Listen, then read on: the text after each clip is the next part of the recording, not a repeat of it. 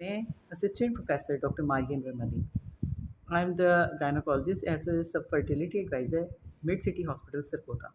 आज जिस मौजू पे बात करूँगी वो है वॉक इन प्रेगनेंसी। वो फीमेल पेशेंट्स जो कि प्रेग्नेंट हैं, मुकम्मल तौर पे सेहतमंद हैं, उनके लिए वॉक बहुत ही अच्छी एक्सरसाइज है।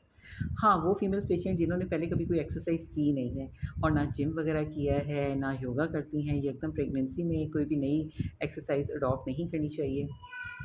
सबसे सेफेस्ट एक्सरसाइज जो है वो वॉक है।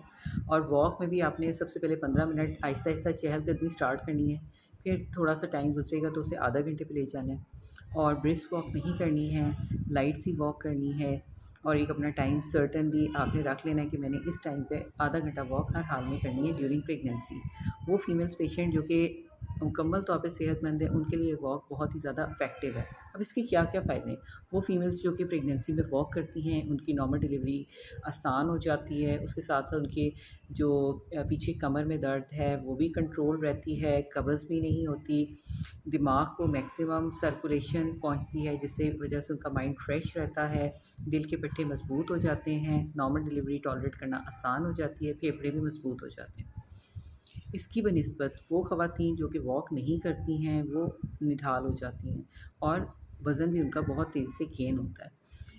वॉक का ये भी फ़ायदा है कि आपका खाया भी आपको आसानी से हज़म हो जाता है।